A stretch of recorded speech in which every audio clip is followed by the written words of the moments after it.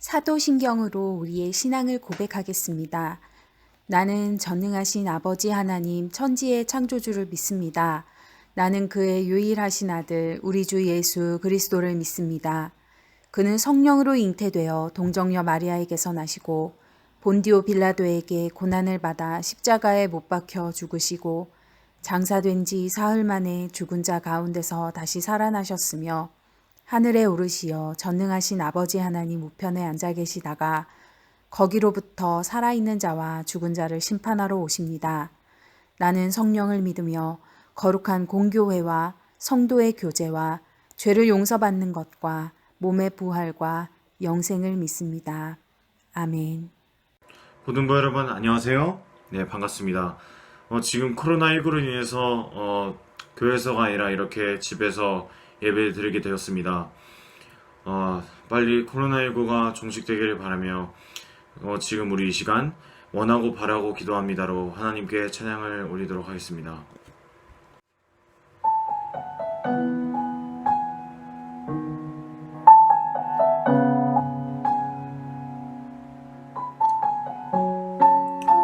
우리 같이 찬양해 보겠습니다. 이 세상을 사랑하는 동안에 이 세상을 살아가는 동안에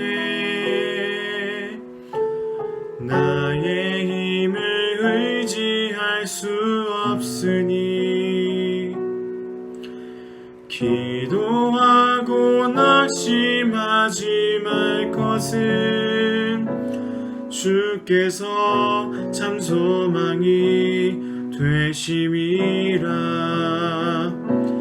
하나님의 꿈이 나의 비전이 되고 예수님의 성품이 나의 인격이 되고 성령님의 권능이 나의 능력이 되길 원하고 바라고 기도합니다.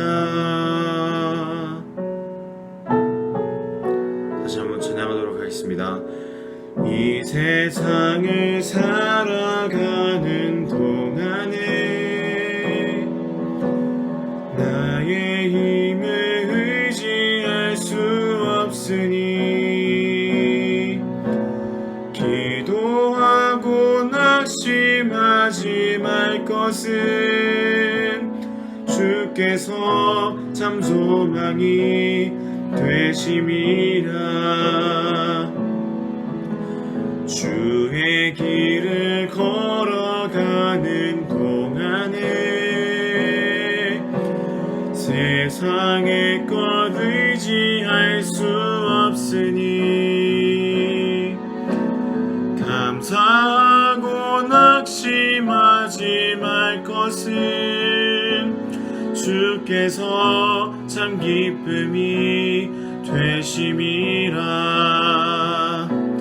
하나님의 꿈이 나의 비전이 되고 예수님의 성품이 나의 인격이 되고 성령님의 권능이 나의 능력이 되길 원하고 바라고 기도합니다.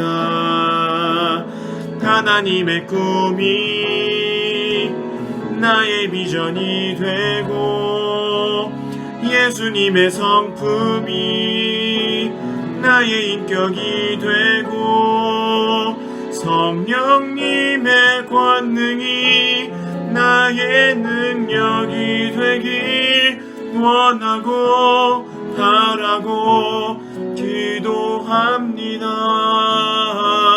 하나님의 꿈이 나의 비전이 되고 예수님의 성품이 나의 인격이 되고 성령님의 권능이 나의 능력이 되길 원하고 바라고 기도합니다.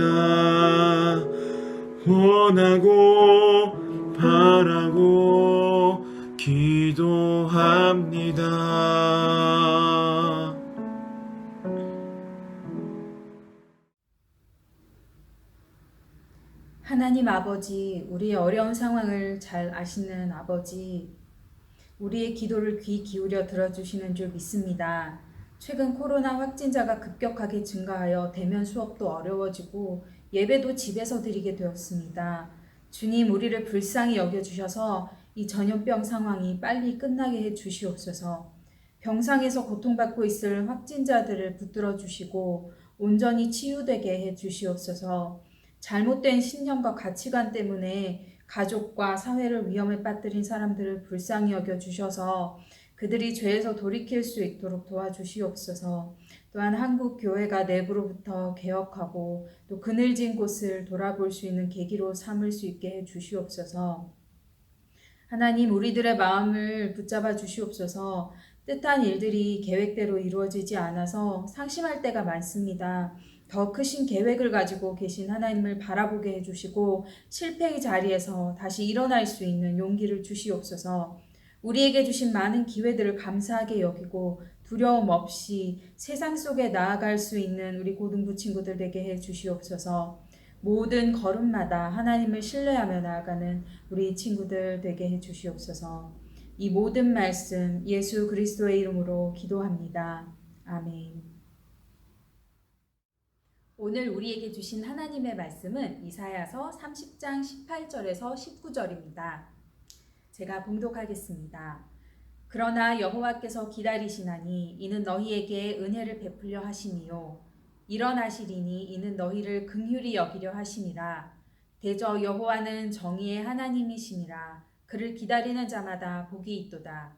시온에 거주하며 예루살렘에 거주하는 백성아, 너는 다시 통곡하지 아니할 것이라. 그가 내 부르짖는 소리로 말미암아 내게 은혜를 베푸시되 그가 들으실 때에 내게 응답하시리라. 아멘. 이 시대의 사람들이 지금 가장 기다리고 있는 것은 바로 코로나 백신의 개발일 것입니다.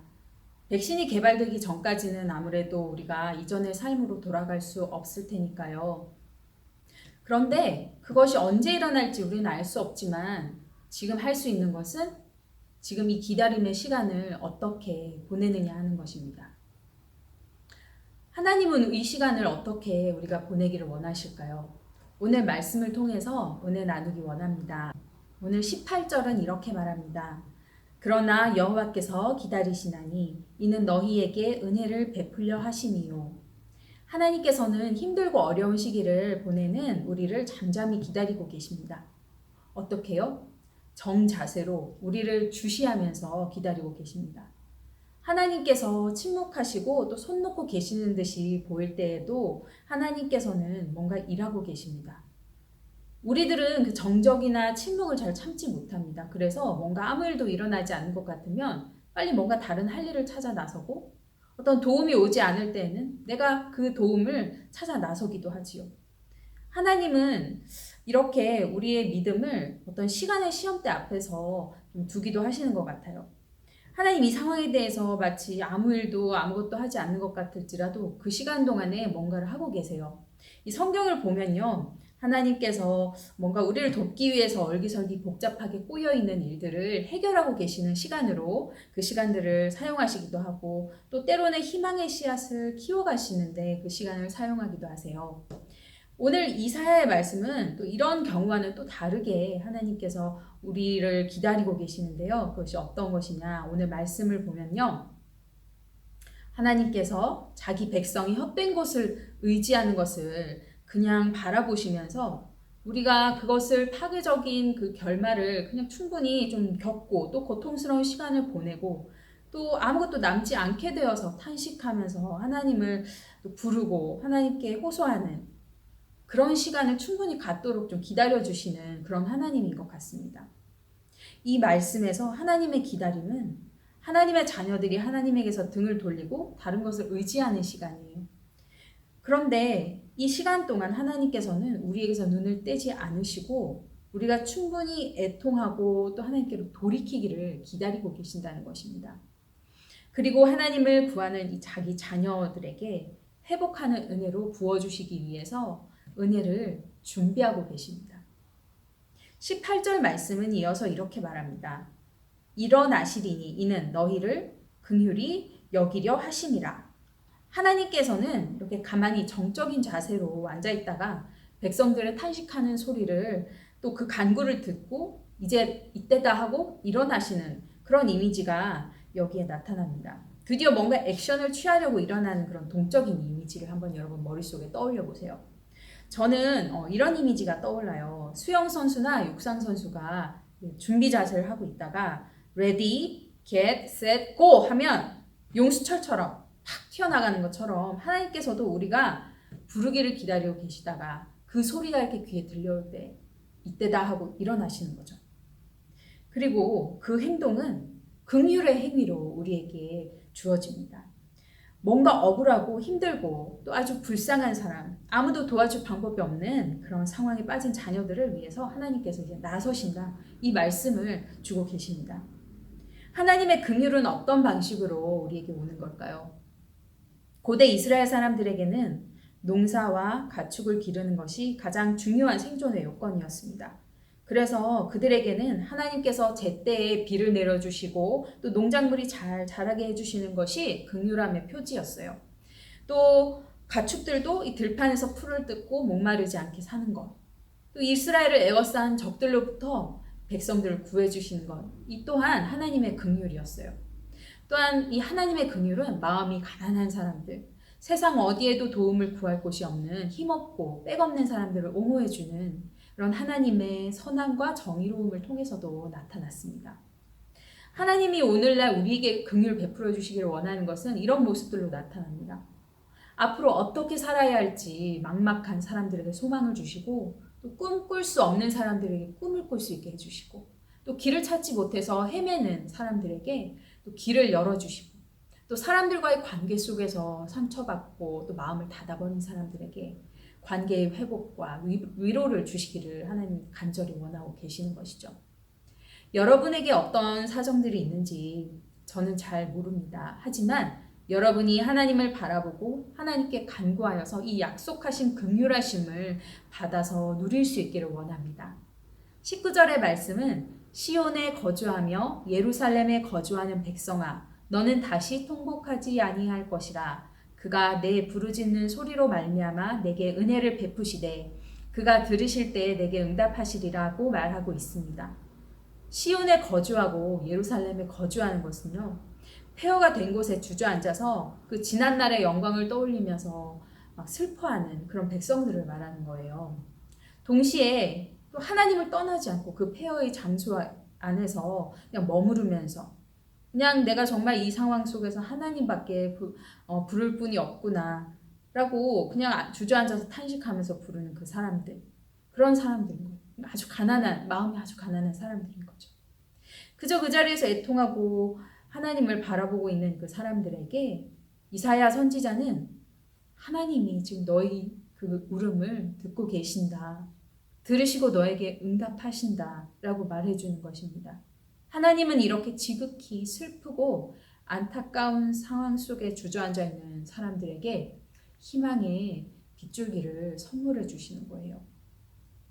여러분이 모두 이렇게 시온에 거주하며 하나님께 부르짖는 사람들 되길 원합니다. 우리가 아무 문제가 없고 어려움이 없는 시기를 살아갈 때에는 하나님의 공동체 안에 머무는 것, 이 믿음을 붙들고 있는 것이 그렇게 어려운 일은 아니에요. 그런데 어려운 일들이 닥칠 때에는 이 하나님을 믿는 믿음이, 이 믿음을 붙드는 것이 참 어려워지는 것 같아요. 특히나 우리가 살아남기 위해서 정말 이 사회 속에서 생존해야 하기 때문에 정말 해야 할 일들이 너무 많을 때, 신경 써야 할 일들이 너무 많을 때 이렇게 하나님께 시간을 내어드리고 하나님 앞에 간구하고 또 내 마음을 열어보이고 또 교회 공동체 사람들과 함께 교제하는 이 시간들이 후순위로 쉽게 밀려나곤 합니다. 하지만 그때가 진정 우리가 하나님께 간구하고 아뢰어 드려야 할 때입니다. 이 애통함의 자리, 정말 살기 힘들고 정말 뭔가 미래가 보이지 않는 이 상황을 하나님께 내어드리고 직면하지 아니하면 우리는 하나님께 간구할 기회를 놓쳐버리고 맙니다. 주변을 돌아보고 그리고 도움이 없고 정말 사방을 둘러보아도 어떤 방법이 없을 때 그때가 진짜 하나님을 찾고 하나님 앞에 도우심을 구해야 할 때입니다. 오늘부터 다시 온라인 영상 예배를 우리가 드리게 되었어요. 여러분이 어느 곳에서 또 어느 시간에 이 예배를 또 함께 접속해서 이렇게 듣게 될지 모르겠습니다. 하지만 그곳이 어디이고 또 언제이든지 간에 여러분이 하나님을 찾는 것이 중요합니다. 교회에 와서 예배를 드릴 때는 여러분이 아침에 일찍 일어나는 적극성, 또 여기 교회까지 와서 또 시간 맞춰서 예배 드리는 그런 능동적인 행위가 필요했다면 이제는 집에서 노트북 열어서 또 스마트폰 켜서 그냥 몇 번 클릭해서 영상 찾아서 예배 드리는 것 아주 손쉬운 방법이 가능해졌어요. 하지만 저는 오히려 반대로 이 시간이 정말 여러분들에게 더 많은 적극성과 또 집중력을 요구한다고 생각해요. 이 온라인 예배는 여러분이 예배를 뭐 어떻게 드리는지, 뭐 잘 드리는지 안 드리는지, 또 뭐 누워서 드리는지 어디 기대서 하는지 아무도 보지 않아요. 점검하지 않아요. 여러분이 교회 와서 예배 드릴 때는 앞에서 말하고 있는 이 목사님한테 좀 미안해서라도 굉장히 자세를 다 유지하고 계속 앞을 이렇게 바라보면서 예배를 드리지만 집에서 드릴 때는 뭐 밥을 먹든 틀어놓고 누워있든 아무도 모르는 거예요. 물론 여러분이 그런 자세로 예배 드릴 거라고 생각해서 하는 얘기는 아니에요. 하지만 이런 거예요. 다른 사람들은 여러분을 볼 수 없지만 지금 단 한 분, 여러분을 바라보고 있는 분은 바로 하나님이라는 거예요. 여러분은 지금 하나님과 1대1로 독대하고 있는 거예요. 그러니까 훨씬 더 집중해서 예배를 드리게 되는 친구들이 더 많을 거라고 저는 생각을 해요. 제가 여러분께 드리고 싶은 말은요. 우리 각자가 비록 교회에 모이지는 못하지만 각자가 있는 곳에서 집에서 이 시온에 거주하며 하나님께 부르짖는 사람들이 충분히 될 수 있다라는 말을 여러분께 드리는 거예요. 하나님의 백성 이스라엘도 성전이 다 파괴되었을 때 하나님이 우리와 함께 하신다는 것을 보여주는 그 가시적인 징표가 없어져 버려서 오랫동안 슬퍼했지만 그들은 금방 새로운 방법을 또 찾아냈어요. 그들이 그냥 모여서 하나님께 예배하고 기도하면서 그렇게 성전 없이도 예배 드린 거예요. 물론 처음에는 굉장히 충격적이고 적응하기 어렵고 슬픈 일이었을 거예요. 하지만 그들은 이렇게 외양에 치중했던 그 신앙생활을 돌이켜보면서 이제는 하나님의 말씀을 깊이 살피며 새기는 신앙생활로 전환을 했어요. 지금 우리도 좀 유사한 상황에 처해 있는 것 같습니다. 뭘 해보려고 해도 할 수 없는 것이 너무 많고 지금 할 수 있는 것이 그냥 버티는 것, 또 참는 것, 뭐 이런 것밖에 없는 그런 상황인데요. 우리가 지금 할 수 있는 거 하나님께 긍휼을 구하고 우리가 말씀 가운데 깊이 머무르는 것 이거밖에 없어요. 상황이 호전될 때까지는 우리는 좀 스스로 기도하고 또 말씀 듣고 또 마음을 지키고 또 믿음의 훈련을 해나가는 수밖에 없습니다. 이것이 몇 주 동안 계속될지 모르겠어요. 하지만 이 외출을 자제하는 생활을 하는 동안 아마도 여러분의 체력이 많이 약해질 거예요. 밖에 나가서 걸어 다니는 시간이 아무래도 줄어들고 집에 있다 보면 뭐 자꾸 간식 같은 거 먹게 되잖아요. 어떤 친구들은 사람 없는 시간에 밖에 나가서 이제 운동 좀 하고 오고 그렇게 또 일부러 막 홈 트레이닝을 찾아서 애써서 하기도 하지만요. 대부분의 사람들은 그냥 가만히 있어요. 그래서 체중도 늘고 또 체력이 약해지고 또 근육도 줄어들어요. 그뿐이 아니라 우리 멘탈도 좀 많이 영향을 받게 돼요. 좀 부정적인 생각, 원망하는 생각, 또 귀찮음 이런 것들이 우리 습관이 되기 쉬운데 이럴 때 좀 일부러라도 막 애써서 감사하고 노력하는 것들 필요한 것 같아요. 근데 또 한 가지 중요한 것, 우리의 영적인 건강도 잘 챙겨야 해요. 무슨 일이든 하나님께 맡기려는 이런 믿음의 생각들, 또 말씀대로 살려고 하면 애써보는 그런 신앙의 야성, 이런 것들이 둔화되지 않도록 우리가 좀 많이 애써서 노력했으면 좋겠습니다. 여러분이 갖고 있는 이 청소년 매일 성경 매일매일 잘 읽으시길 바라요. 그리고 줄 잘 끄시고요. 또 한 가지는 기도의 제목들을 한 문장으로 잘 정리해서 매일매일 쓰는 그런 습관을 좀 가졌으면 좋겠습니다. 우리 마음속에 많은 상념과 걱정과 염려들 또 불평들이 떠오르는데 그러한 것들을 모두 기도로 하나님 앞에 올려드리고 또 기록하고 또 만약에 가능하다면 여러분들을 위해서 기도하기 원하는 선생님 그리고 목사님에게 나눌 수 있었으면 좋겠어요. 그래서 이 믿음에 도움을 받을 수 있으면 좋겠어요. 우리가 서로 만나지는 못하지만 서로를 위해서 기도하고 또 서로 연락할 수는 있으니까요. 여러분, 이번 한 주간도 화이팅입니다. 말씀 속에서 승리하면서 살아가시기 간절히 바랍니다. 기도하겠습니다. 하나님 아버지, 우리가 의지하는 많은 것들을 내려놓고 하나님께만 의지하며 살게 해주시옵소서. 하나님께 간구하고 기도하는 믿음의 끈을 놓지 않게 해주시고 하나님의 긍휼하심을 누리게 해주시옵소서. 우리 모두가 지금 어려운 시기를 보내고 있습니다. 힘든 시간이 계속될수록 누군가를 원망하고 불평하는 마음이 생기기도 합니다. 우리 마음을 잘 지키고 믿음을 잘 지키게 해 주시옵소서. 또 이번 한 주간도 우리를 코로나로부터 지켜주시기를 원합니다. 우리들 또한 우리의 가족과 이웃들을 지키고 이 확산세를 멈추기 위해서 각자의 자리에서 절제하며 살기 원합니다. 하나님, 특별히 우리 고3 친구들을 위해서 기도합니다. 수능과 수시를 준비하면서 이 혼란스러운 상황들에 마음 흔들리지 않게 하여 주시고 각자가 지금까지 준비해온 대로 좋은 성적을 얻을 수 있게 도와주시며 소망하는 진로의 방향들을 잘 찾아갈 수 있도록 도와주시옵소서. 예수 그리스도의 이름으로 기도합니다. 아멘.